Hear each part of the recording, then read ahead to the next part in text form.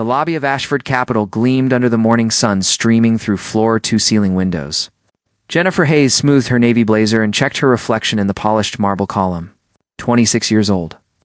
Armed with a bachelor's degree in linguistics and a resume full of unfulfilled potential. She had been answering phones at this Manhattan investment firm for 8 months. It paid the bills, but every day felt like watching her dreams.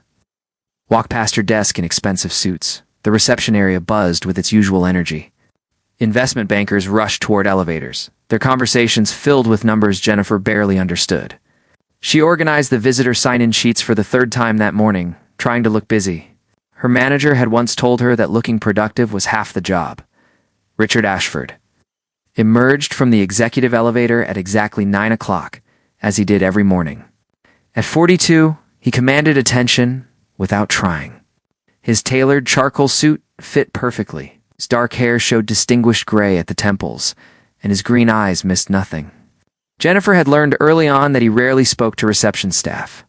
She was part of the furniture, essentially invisible. "Good morning, Mr. Ashford," she said with practiced brightness. He nodded without looking up from his phone and continued toward his office on the 45th floor. The call that changed everything at 10:30. The main phone line rang with unusual urgency. Jennifer glanced around. Diane Porter, the senior executive assistant who usually handled important calls, was nowhere to be seen.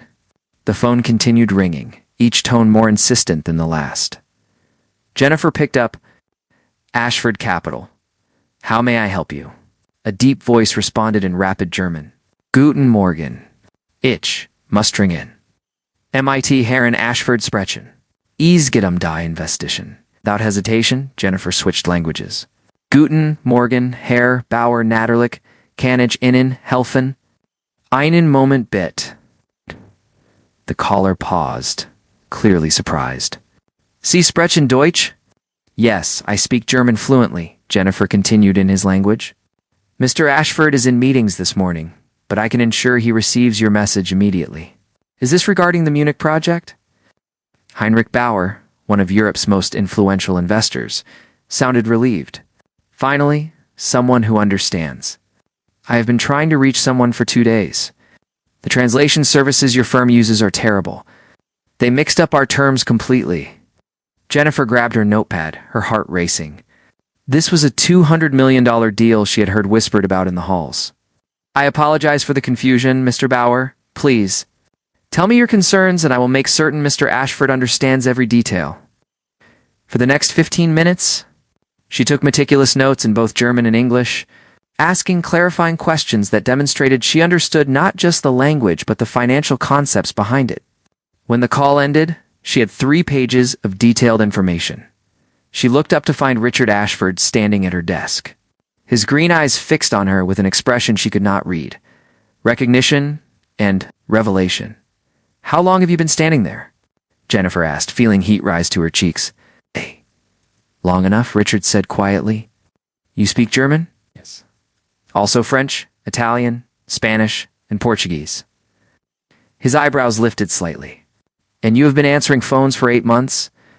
It was not a question, but Jennifer answered anyway.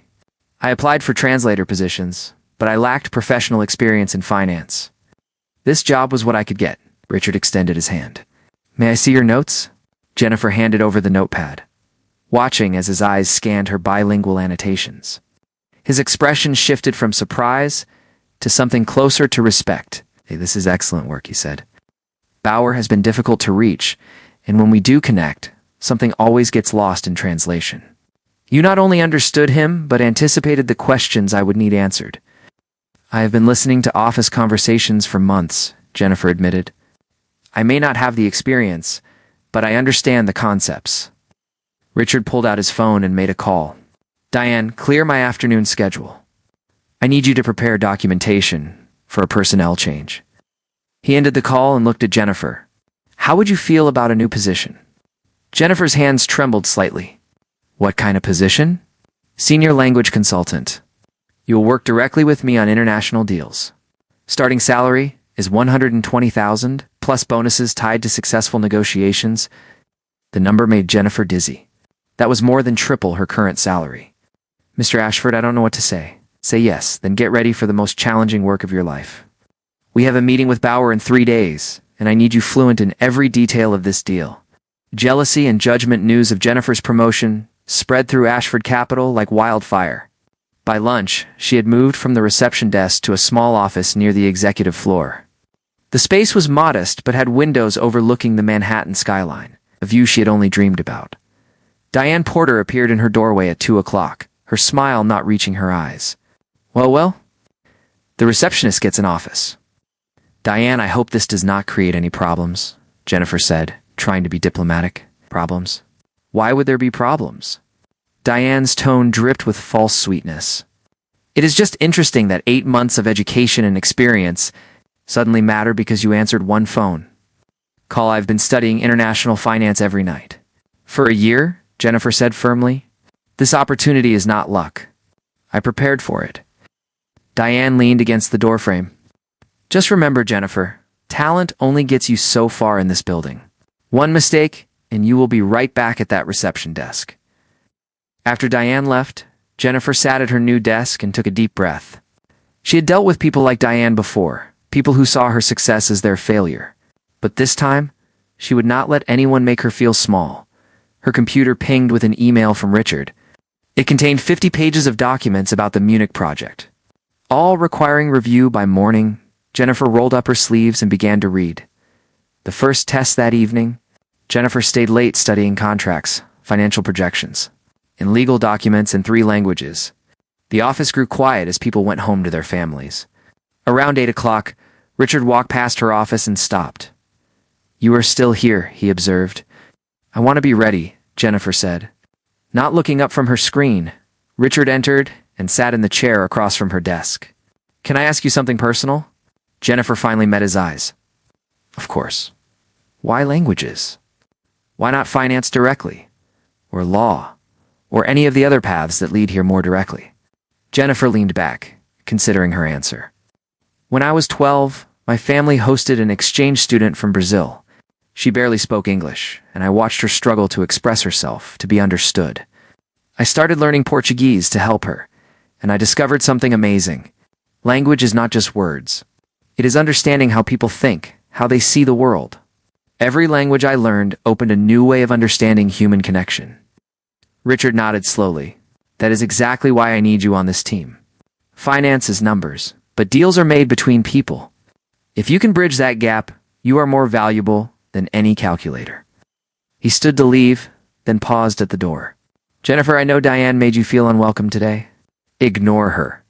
You earned this position, and I do not give opportunities I do not believe in. After he left, Jennifer allowed herself a small smile. For the first time in years, she felt like she was exactly where she belonged. 3 days until Munich. 3 days to prove she deserved this chance. She returned to her documents. But her mind kept returning to Richard's words and the unexpected kindness in his eyes. The private jet touched down at Munich airport under gray November skies.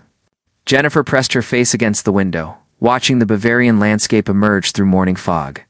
She had been to Germany twice before as a student, but never like this. Never representing millions of dollars and the reputation of a major investment firm, Richard sat across from her, reviewing final documents. He had been quiet during the flight, focused and intense.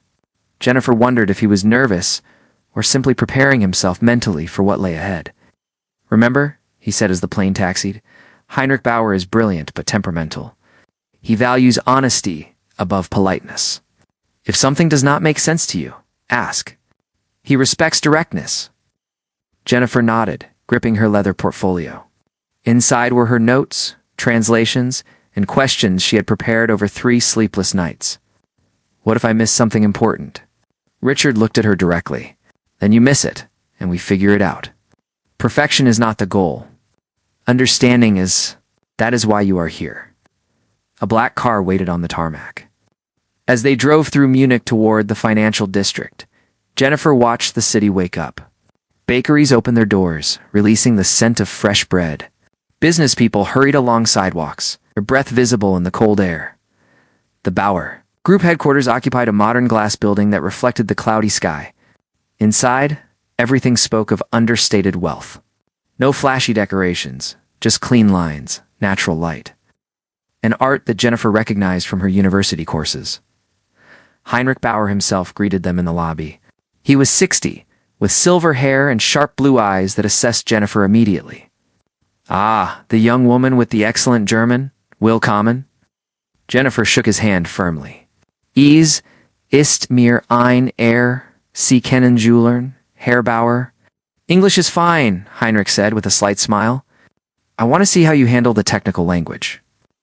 Come, we have much to discuss."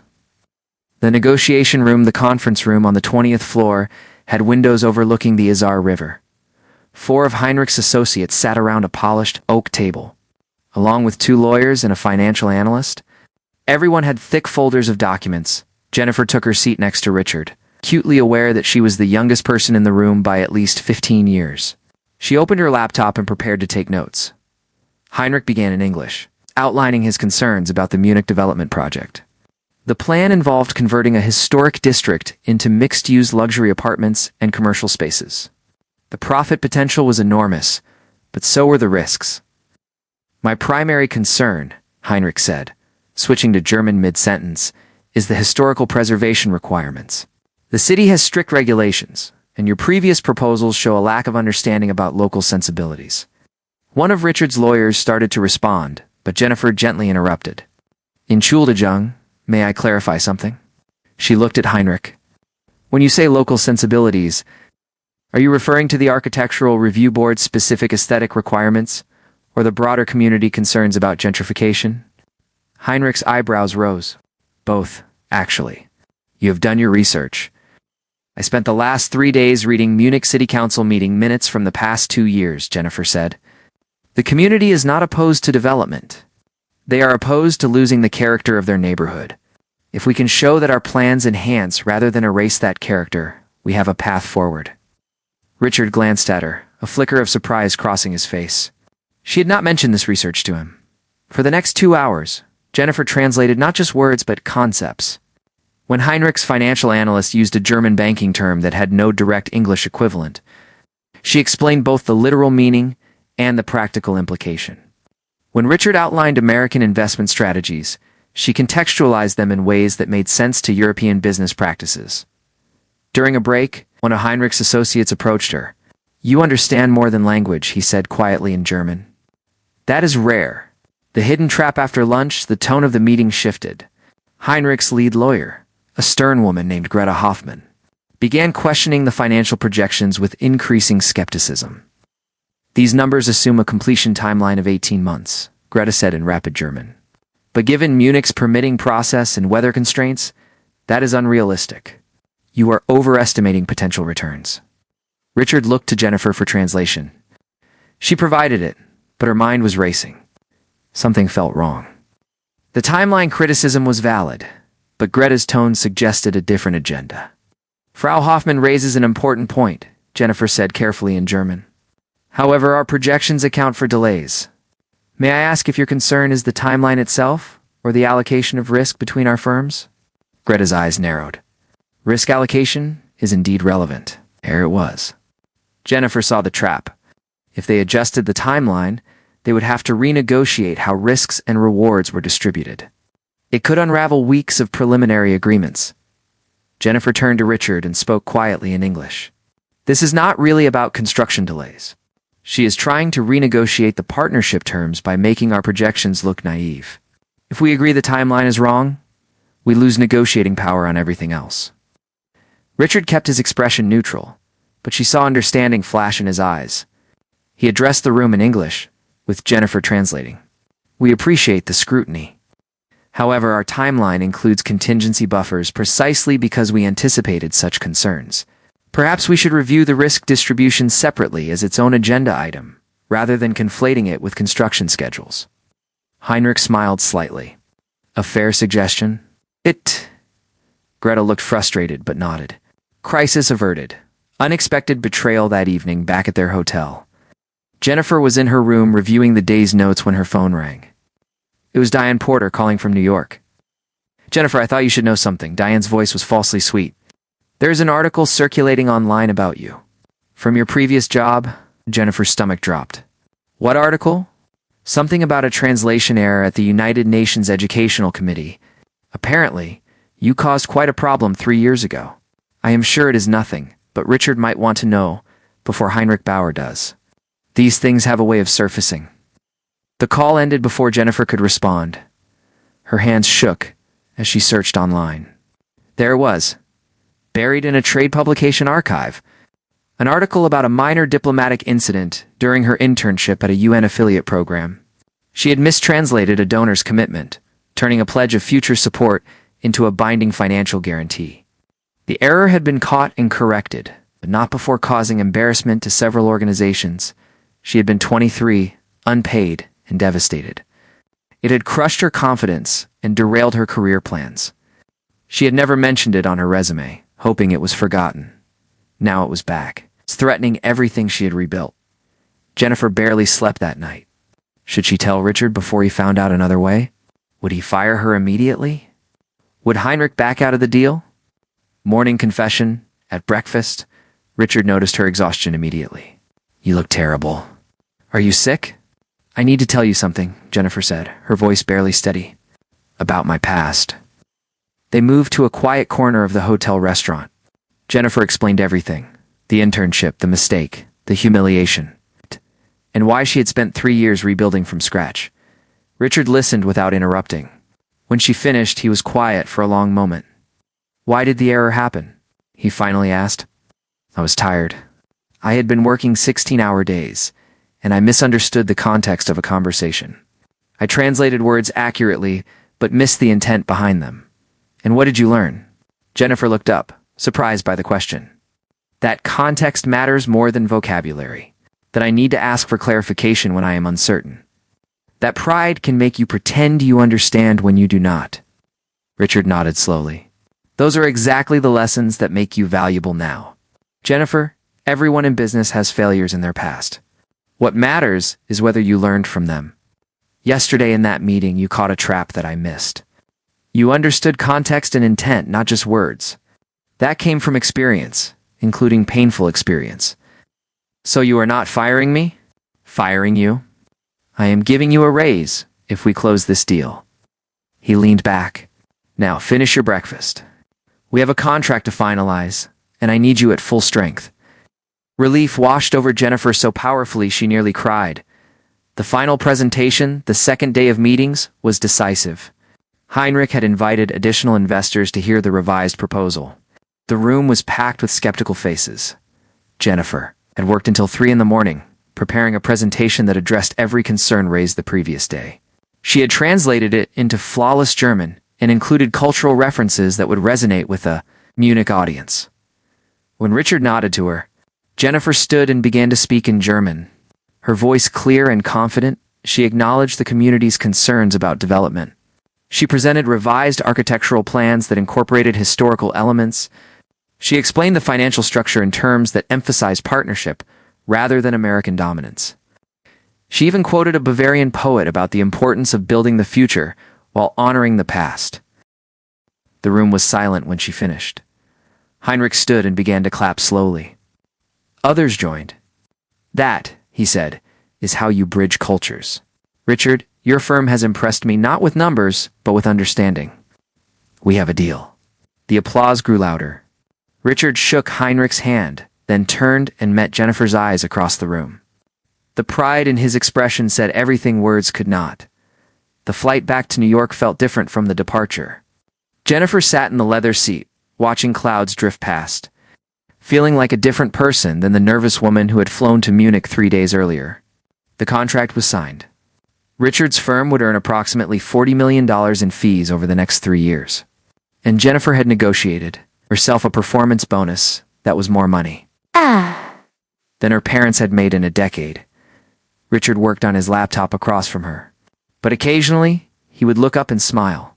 There was a warmth in his expression that had not been there before Munich. Jennifer told herself it was professional respect, nothing more. But her heart knew differently. You are staring, Richard said without looking up from his screen. Jennifer felt her cheeks burn. I was thinking about the presentation, wondering if I could have done anything better. You were perfect. He closed his laptop and gave her his full attention. Jennifer, I want to discuss your future at the firm. Her pulse quickened. My future. I am creating a new division focused on international partnerships. I want you to lead it. Full executive position, your own team, involvement in strategic decisions. He paused. It means you would work very closely with me. Very closely? The way he said those last words made Jennifer's breath catch.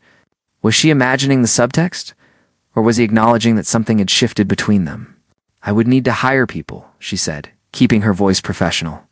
Build relationships with contacts abroad, whatever you need. I trust your judgment. Richard leaned forward slightly. Jennifer, I have to be honest with you about something. Her heart hammered. What?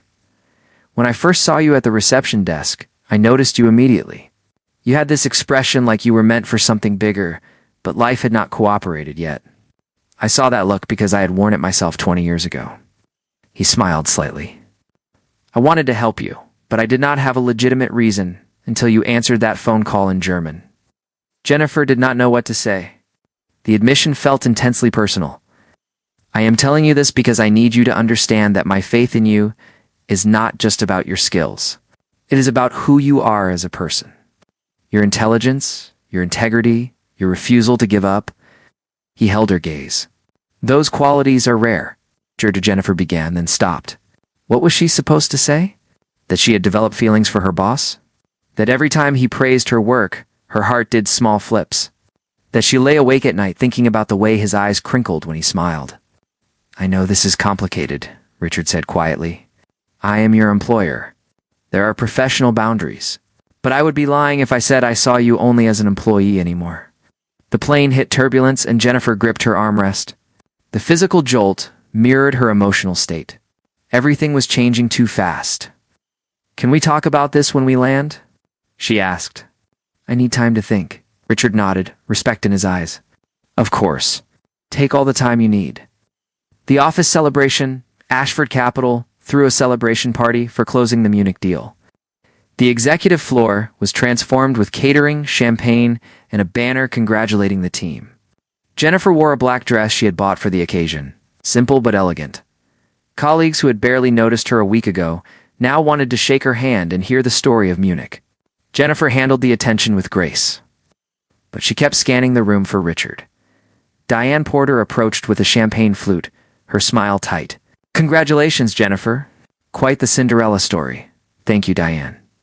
I suppose we should all learn German now if we want promotions, Diane said, her tone light, but her eyes cold. Jennifer met her gaze calmly. Or we could all just try doing our jobs exceptionally well. That tends to work too. Anne's smile faltered. Before she could respond, Richard appeared at Jennifer's side. Anne. I need to borrow Jennifer for a moment, he said smoothly. Guiding Jennifer toward his office. Once inside with the door closed, the noise of the party faded. Richard's office had a view of the Manhattan skyline at night. Millions of lights creating a tapestry of ambition and dreams. I have something for you, Richard said, handing her an envelope. Inside was a check for $200,000. Her performance bonus. Richard, this is too much. It is exactly what you earned. Jennifer, that deal would not have happened without you. Take the money. Invest it. Save it. Or spend it on something ridiculous. You deserve all of it. Jennifer looked at the check, then at him. This changes my life. Good, that was the intention. He stepped closer. Can we talk about what I said on the plane? Jennifer's heart raced. Richard, I do not want to make a mistake here. My career is finally where I dreamed it would be. If we cross a line and things go wrong, I could lose everything I just gained. Believe me, I have thought about this from every angle. He ran a hand through his hair, looking more vulnerable than she had ever seen him. But I also know that genuine connection is rare.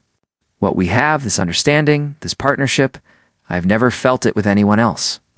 I feel it too, Jennifer admitted, her voice barely a whisper. That scares me. It should. It scares me too. Richard smiled slightly. But I did not build this company by playing it safe when something valuable was at stake. Jennifer laughed softly. You are comparing me to a business investment? I am comparing us to a calculated risk worth taking. The city sparkled behind him, and Jennifer felt the weight of the decision. She could walk away, keep things professional, protect herself from potential heartbreak. Or she could be brave enough to see where this connection led. "I need one promise," she said finally. "Anything, no. If this does not work, if we try and it fails, you do not punish me professionally. My career cannot be collateral damage." Richard's expression grew serious. "Jennifer, I swear to you, regardless of what happens between us personally, your position at this firm is secure. You have earned it independently of any feelings I have for you. I will put that in writing if you need me to." She believed him. More importantly, she believed in herself enough to take the risk. "Okay," she said. "Let us see what happens." Richard smiled, and it transformed his usually serious face into something younger and full of hope. He stepped closer, and Jennifer's breath hitched. He cupped her face gently with one hand, giving her every opportunity to pull away. She did not. Their first kiss was soft, tentative, full of questions and promises. When they broke apart, Jennifer was smiling. "We should probably get back to the party," she said. "Probably," Richard agreed. But neither of them moved. 6 months later, Jennifer stood in her new corner office on the 46th floor, watching spring rain wash over Manhattan. She had a team of 4 international consultants working under her direction. In the past 6 months, she had helped close 3 major deals spanning 4 countries. Her relationship with Richard remained private but steady. They were careful at work, maintaining professional boundaries. But evenings and weekends belonged to them. Hours spent talking about everything from business strategy to childhood. Dreams to the books they loved. Her parents had visited last month, staying in her new apartment that actually had a spare bedroom. Her mother had cried when she saw how far Jennifer had come. Her father had simply hugged her and said he always knew she would find her way. A knock on her door pulled her from her thoughts. Richard entered, carrying 2 coffee cups. "Thought you might need this," he said, handing her one. "You are spoiling me." "That is the plan."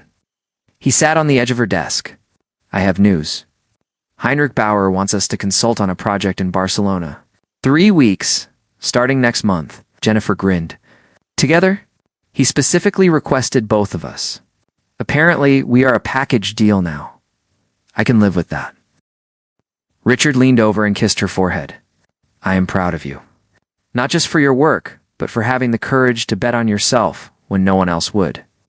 Jennifer thought about the frightened woman who had sat at the reception desk less than a year ago. Convinced her best days were behind her, that woman would not recognize the person she had become. "I had help," she said, squeezing Richard's hand. "No, you did this. I just gave you a chance. You did everything else." Through her window, the rain began to clear. Sunlight broke through clouds, painting the city in gold. Jennifer saw her reflection in the glass. Confident and capable. It's exactly where she belonged. Her phone buzzed with a text from her sister. "Mom showed me your promotion announcement. I am so proud of you." "You never gave up." Jennifer smiled and typed back. "Never give up on yourself. That is the secret." Richard watched her, his expression soft. "What are you thinking about?" "About how one phone call can change your entire life if you are ready for it." "Ready for what?" "Ready to be seen. Ready to show people who you really are, even if it is terrifying." She turned to face him fully. "I spent so long hiding from my past mistake that I almost missed my future." "Well, I am glad you did not." Richard stood and pulled her into a hug. "Because your future looks pretty incredible from where I am standing." Jennifer closed her eyes and breathed in the moment.